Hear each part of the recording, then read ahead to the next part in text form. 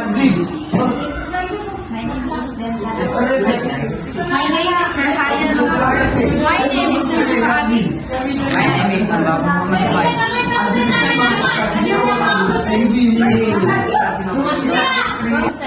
Distinguishable permutation, circular permutation, two types of circular and conclusion. Distinguishable permutation.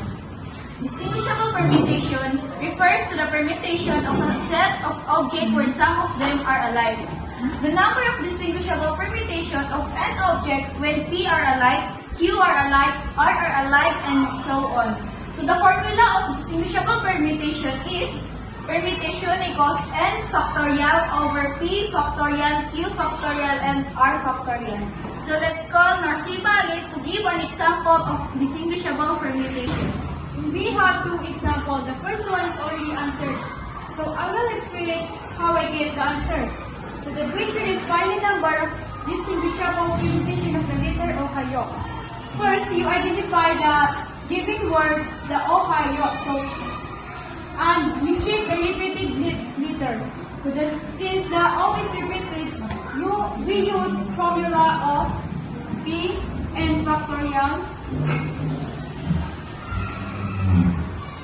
So the next one is substitute the value. The value of A is 4 because the total amount of given word is 4. And we substitute the value of 2 because the repeated letter is 0. So next is solve the factorial. 4 times 3 times 2 times 1 over 2 times 1. So 4 times 3 is 12 times 24 times 1 24 over 2 because 2 times 1. 24 divided 2 is 12. So therefore there are 12 number of distinguishable permutation of the letter Ohio. So let's proceed the example number 2. How many distinguishable permutation are possible with all the letter will exist? So first is you identify the given word. So let's check the repeated letter. So we have E here. So 2 and we have 2 L, 2, then 1 I and 1 P and 2.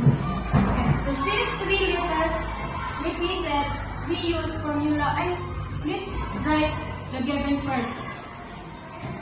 The A, the value of A is 8 because the total amount of the given word is 8.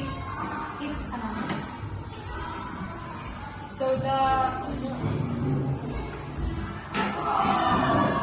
these are the given of the repeat letter.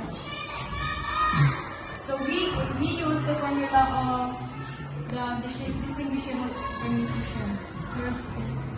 Okay.